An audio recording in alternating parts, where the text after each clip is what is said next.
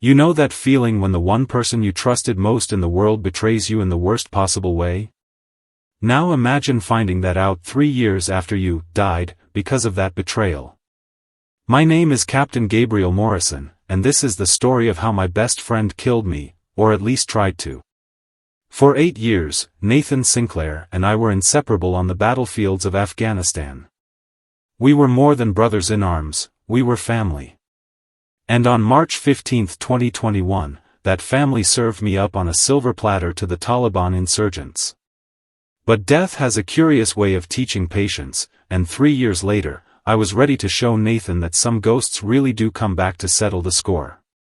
My full name is Captain Gabriel Thomas Morrison, born in a small town called Cedar Falls, Iowa, in 1985. Son of a Vietnam veteran and a nurse, I grew up listening to war stories at the dinner table and watching my mother care for the wounded who came back home. From a young age, I knew my destiny was in the armed forces. I enlisted in the Army at 18, right after graduating high school. It was 2003, and the country was deep in the Iraq War. I had fire in my blood and a sense of duty passed down through generations. My father, Thomas Morrison, had served in Khe Sanh and always told me, "Gabriel, a real man protects those who can't protect themselves." During basic training at Fort Benning, Georgia, I met Nathan Sinclair.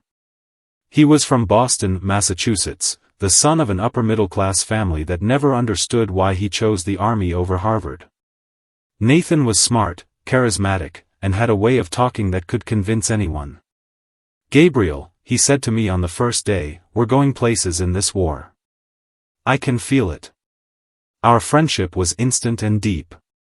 We complemented each other perfectly. I was the cautious strategist, he was the natural leader who inspired men. During our 2 years of training, we became known as the Morrison-Sinclair brothers.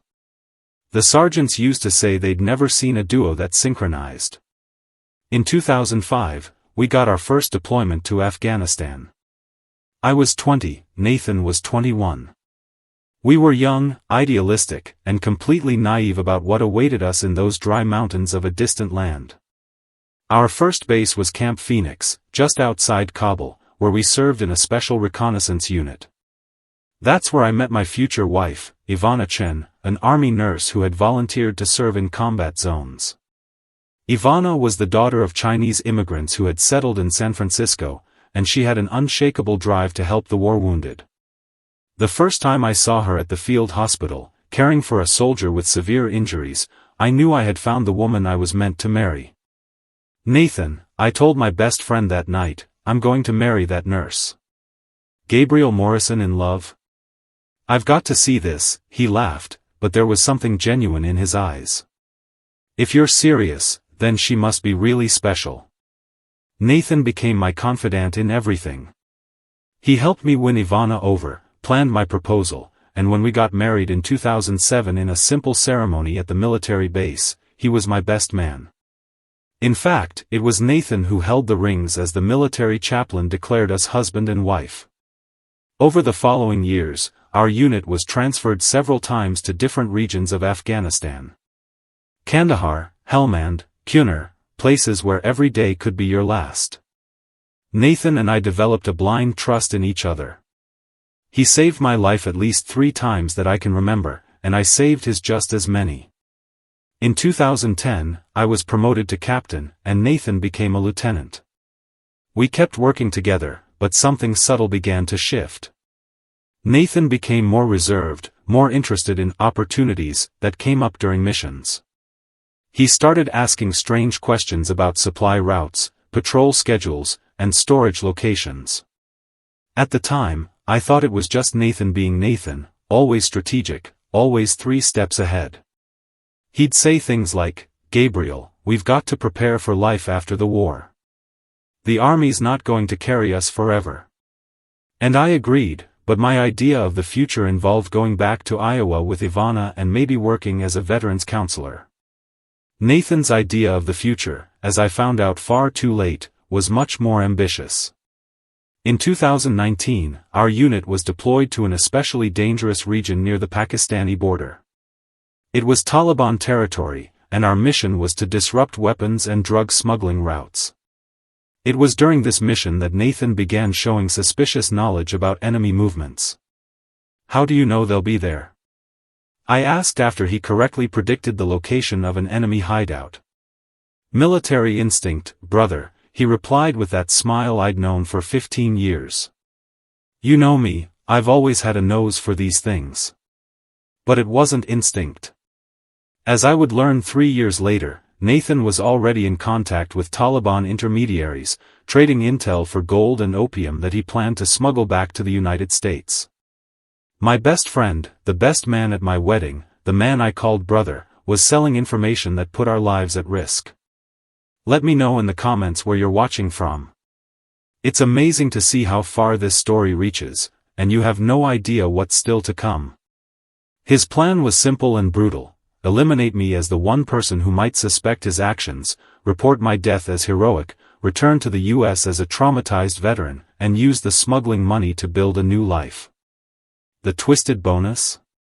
By comforting my grieving widow, he'd finally get Ivana, the woman he had admired from afar all those years. March 2021 started like any other month in the mountainous region of eastern Afghanistan. Our unit had set up a temporary base in a village called Khost, and our mission was to map Taliban smuggling routes crossing the Pakistani border. It was dangerous work, but Nathan and I had enough experience to navigate these territories with relative safety. It was on a Tuesday, March 9th, when Nathan approached me with a proposal that would change our lives forever. "Gabriel, I need to talk to you about a once-in-a-lifetime opportunity," he said, pulling me away from the other soldiers. "I got intel about a major Taliban weapons cache hidden in a cave about 30 kilometers from here." "Where did this intel come from?" I asked, instantly cautious. "And why aren't you reporting it through the normal channels?" Nathan smiled the way he always did when he was about to talk me into something risky. A local informant I've been cultivating for months finally trusted me. "But the window's small, they'll move the cache in 48 hours.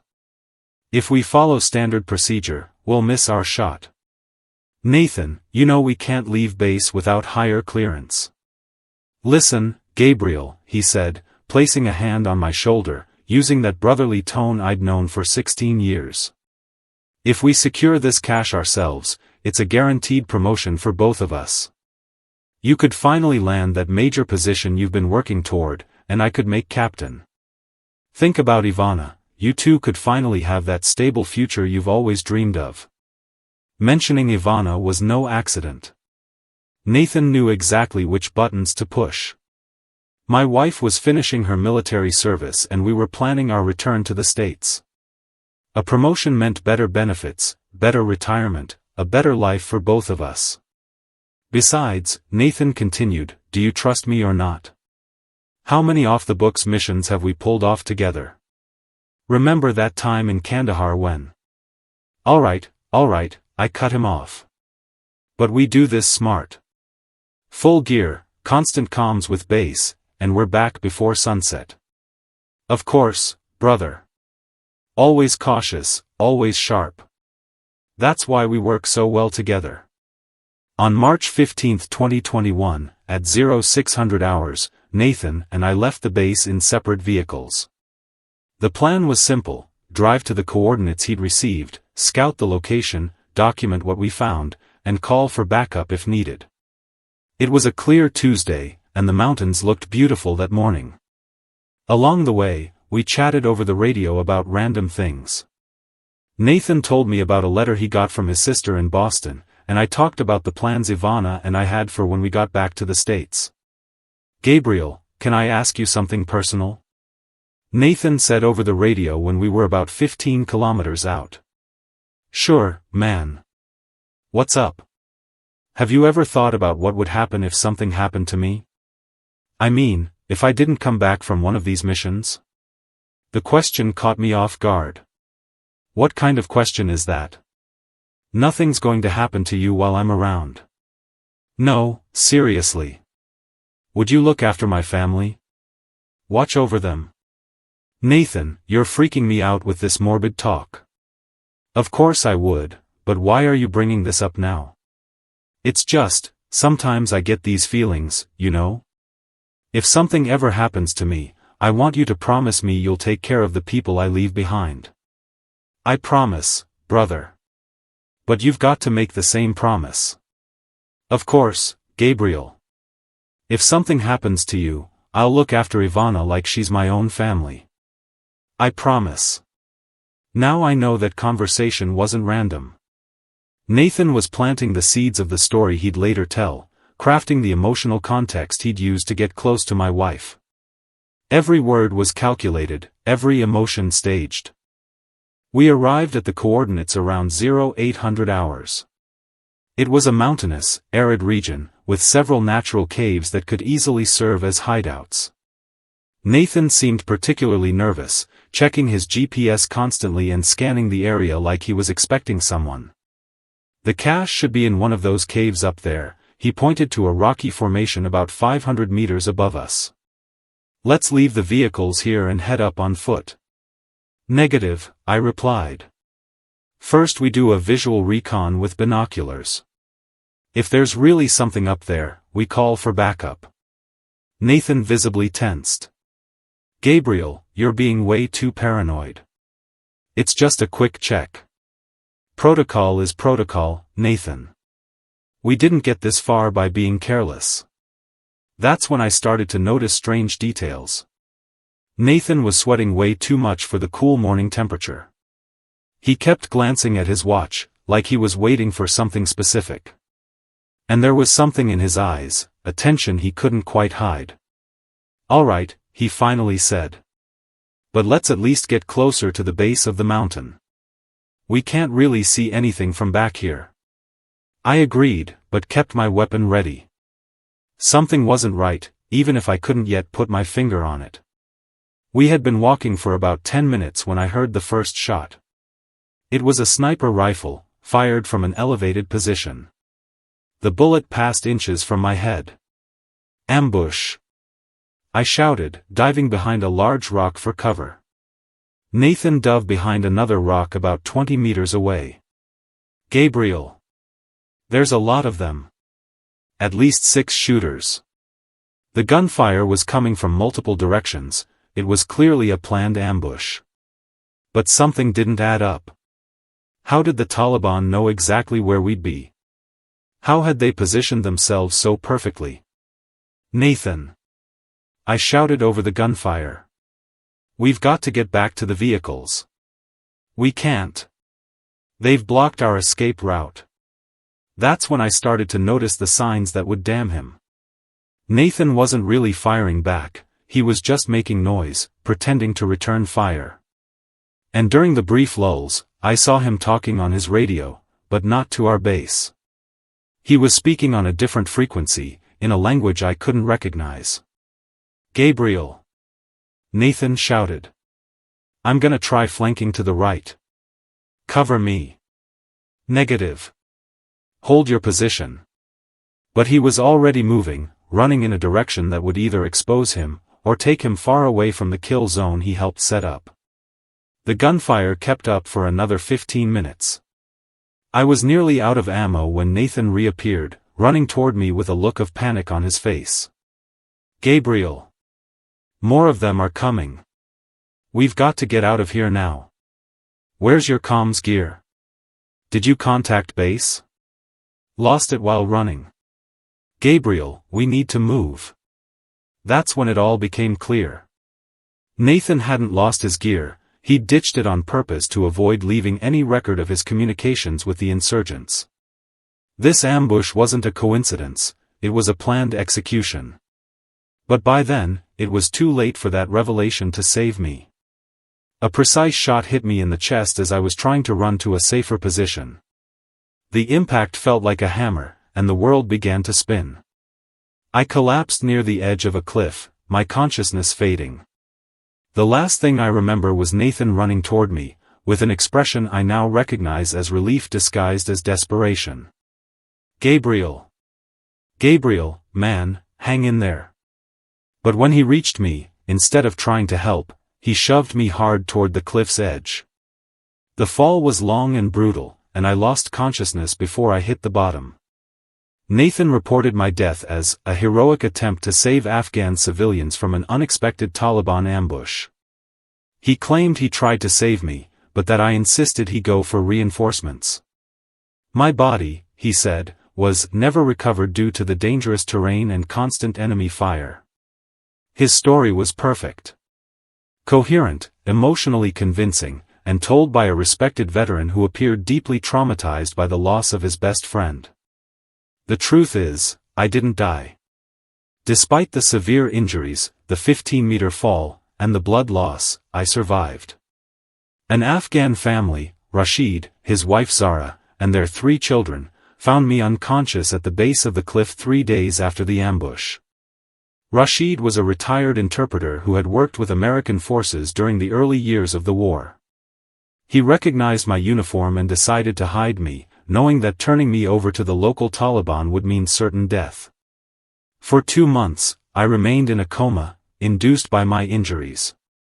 Zara, who had worked as a medical assistant before the war, cared for me with basic medical knowledge and relentless determination. When I finally woke up, in May 2021, I couldn't remember anything but my name. The post-traumatic amnesia lasted another 3 months. Rashid told me that American soldiers had searched for me in the weeks following the attack, but they stopped looking after a month. Officially, I was dead and gone, even though there was no body to bury. My memory returned gradually, in disturbing fragments. First, I remembered Ivana's face. Then, the Afghan mountains and the years of military service. But the clearest and most painful memory was the last one, Nathan's expression as he shoved me over the cliff. My friend betrayed me, I said to Rashid once I was able to articulate the full truth. He set up the ambush to kill me. Rashid shook his head sadly. War corrupts many men, Captain Morrison. But you survived for a reason. Allah has plans for you. In the following months, with the help of Rashid's family, I began investigating what had happened to Nathan after my supposed death. Through contacts Rashid still had among other interpreters and informants, I learned that Nathan had become a known figure among certain smuggling groups. The evidence started piling up. Nathan was purchasing gold and opium from local suppliers using American cash that clearly wasn't coming from his military salary. Even more disturbing, he was selling intel about U.S. troop movements to the same insurgents who had ambushed me. In October 2021, 7 months after my death, I managed to intercept a radio transmission between Nathan and a Taliban intermediary. They were negotiating the price for intel on an operation scheduled for the following month. Nathan was literally selling out the lives of his fellow soldiers. That was when I made a decision that would define the next 3 years of my life. Instead of trying to return immediately and expose Nathan, would remain officially dead and fully investigate his betrayal network. I wanted irrefutable proof, evidence that would condemn him not just for trying to kill me, but for every crime he had committed. Rashid helped me establish a false identity and acquire documents that allowed me to travel discreetly. Throughout 2022 and 2023, I essentially became a spy operating in the shadows, tracking Nathan's every move and building a complete case file on his criminal operations. The hardest part was learning what had happened to Ivana. Nathan returned to the United States in June 2021, 3 months after my supposed death. He settled in Denver, Colorado, using his smuggling money to pass himself off as a successful security consulting entrepreneur. His official story was that he had left the military after the trauma of losing his best friend in Afghanistan. Ivana had gone back to San Francisco to be close to family while she grieved. She was devastated, according to military contacts I was able to reach. She had fallen into a deep depression and was considering leaving the military for good. Then, in August 2021, Nathan showed up at Ivana's doorstep. "Ivana, I know this is a hard time," he had said, according to surveillance recordings I later obtained using discreetly placed devices. "But Gabriel made me promise that I'd take care of you if anything ever happened to him." Nathan spent the rest of 2021 and all of 2022 systematically courting my wife. He told emotional stories about our friendship, shared carefully edited memories of our time together, and gradually positioned himself as the only living connection Ivana had to me. Gabriel talked about you every single day, he lied convincingly. He said you were the only reason he could get through the war. In his final weeks, he made me promise, over and over, that I'd look after you. Ivana, consumed by grief and loneliness, found in Nathan an emotional anchor. He became not just a source of comfort, but a way to stay connected to the memory of the husband she thought she'd lost. In December 2022, Nathan and Ivana officially started dating. By July 2023, he proposed to her in an elaborate ceremony in Napa Valley, California, using a diamond ring bought with money earned by selling information that cost American soldiers their lives. The wedding was set for April 15, 2024, exactly 3 years and 1 month after the day Nathan tried to kill me. All that time, I had been meticulously building the case that would destroy him. Through contacts in the FBI and military intelligence, I gained access to banking records showing suspicious deposits in Nathan's account. I obtained recordings of his conversations with smugglers. I collected statements from soldiers who had survived ambushes that only happened because of intel Nathan had sold. But the most damning piece of evidence came from an unexpected source, Nathan himself. In March 2024, 1 month before the wedding, Nathan hired a private investigator to check if there was any possibility Gabriel might still be alive. Officially, it was to give Ivana peace of mind before the wedding. In reality, it was paranoia. Nathan knew what he had done and wanted to make absolutely sure I was really dead. The private investigator, a former federal agent named Zachary Green, was actually one of the contacts I'd built during my years of investigation. Zachary informed me immediately of Nathan's request and helped me forge false evidence confirming my death, while secretly recording every conversation with my treacherous former best friend. "I need to be absolutely sure Gabriel Morrison is dead," Nathan told Zachary during a recorded meeting. "If there's even the slightest chance he's still alive, it would ruin everything I've built." "Why are you so worried?" Zachary asked, pretending professional curiosity. The military report was clear. "It's just. Gabriel was smart. If anyone could have survived that ambush, it would have been him. And if he found out certain things about me." "What kind of things?" Nathan realized he'd said too much and changed the subject, but it was enough. We now had recordings of him acknowledging details of my supposed death, and expressing fear that I might have survived. The trap was set. It was time for the resurrection. April 15, 2024. St. Mary's Church in Palo Alto, California. 150 guests, including Ivana's family, Nathan's relatives flown in from Boston, and dozens of military veterans who knew us from the old days. The wedding was set for 2 p.m. By 1:45 p.m., guests were all seated. Ivana looked stunning in the white dress she'd chosen for this occasion, and Nathan stood at the altar, nervously adjusting his tie for the 10th time in 5 minutes. At 1:58 p.m., just as the priest was about to begin, the front doors of the church burst open with a sound that echoed through the hall. I walked in slowly, wearing my full military uniform, medals and ribbons gleaming that I'd earned over 8 years of service.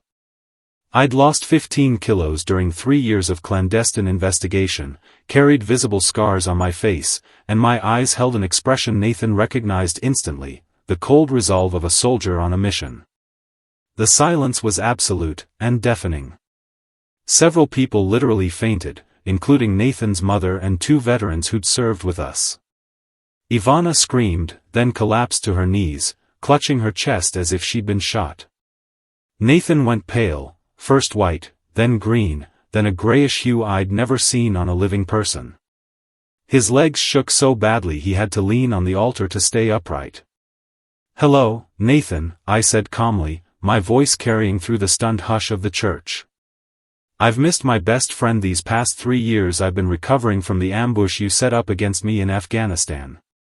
I walked slowly down the center aisle, stopping halfway.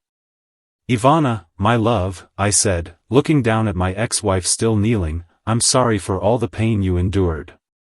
But there were things I needed to learn before I came back." Nathan tried to speak but could only make incoherent sounds. Finally he found his voice. Gabriel. You died. I saw you die. You saw me die, Nathan? I asked, pulling a digital voice recorder from my pocket. How interesting. Because in the official report you filed, you said you had to leave to fetch reinforcements, and when you returned, my body had disappeared due to enemy fire. The congregation was beginning to realize something far more complex was unfolding. The veterans present immediately recognized this wasn't a simple misunderstanding, it was a formal accusation of treason. For the last 3 years, I continued, I've had plenty of time to investigate what really happened that morning in March 2021. And I discovered some fascinating things, Nathan. For example, I pulled a thick folder from my uniform jacket. I found bank records showing deposits of $150,000 into your personal account between January and May 2021, money that came from selling Afghan gold on the American black market. Nathan tried to bolt for the exit but saw the doors were already blocked by federal agents I'd stationed before the ceremony. I also uncovered, I went on, recordings of your conversations with Taliban intermediaries, negotiating prices for intel on U.S. troop movements. Intel that resulted in the deaths of at least 8 soldiers during 2021 and 2022. Nathan's mother screamed and fainted again. Several veterans rose to their feet, fury etched on their faces. But the most compelling evidence, I said, turning on the digital recorder, is this conversation you had 3 weeks ago with a private investigator, expressing fear that I might still be alive. Nathan's voice crackled through the speaker. I need absolute certainty that Gabriel Morrison is dead. If there's any chance he's alive, it would ruin everything I've built. Chaos erupted. Nathan lunged but was wrestled down by 3 veterans before he took 2 steps. Ivana wept uncontrollably, torn between relief that I was alive and horror at the betrayal she'd uncovered.